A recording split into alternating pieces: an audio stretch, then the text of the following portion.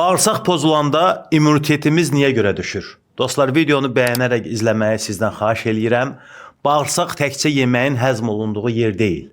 Orada yaşayan milyardlarla mikroorqanizm, yəni bağırsaq mikroflorası bədənlə birlikdə işləyən ayrıca bir sistem kimidir. Cleveland Clinic yazır ki, bağırsaq immun sisteminin ən böyük orqanıdır və bədənin immun hüceyrələrinin böyük hissəsi məhz burada yerləşir. Yəni bağırsaqda tarazlıq pozulanda bu təkcə qarın köpü və yaxud da həzm problemi demək deyil. Bu bədənin müdafiə sisteminə də təsirsiz ötüşmür.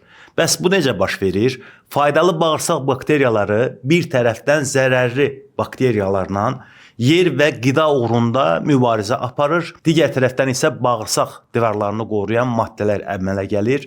Cleveland Clinic'in məlumatına görə faydalı bakteriyaların hazırladığı qısa zəncirli yağ turşuları bağırsaq baryerini qorumağa və iltihabı azaltmağa kömək eləyir. Yəni sadə dillə desək, bağırsaq qarışanda bədən də bunu hiss eləyir. Ona görə də belə hallarda məsələni təkcə köpdür, ishaldır deyib keçmək doğru deyil. Bağırsağın sağlam qalması immunitetin zəifləməməsi üçün də vacibdir.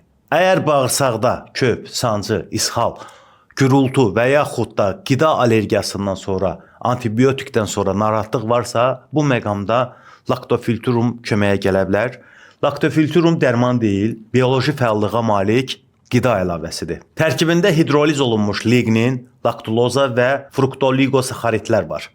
Bağırsaqda həzm olunmamış qida qalıqlarının, toksinlərin, allergenlərin və zərərli maddələrin xaric olunmasına, normal mikrofloranın bərpasına dəstək olur. Qida və digər qida əlavələrindən 1-1,5 saat əvvəl və ya sonra qəbul olunur. 14 yaşından yuxarılar üçün adətən gündə 3 dəfə, hər dəfə 2 tablet tövsiyə olunur. Əksər apteklərdə də var, reseptsiz satılır.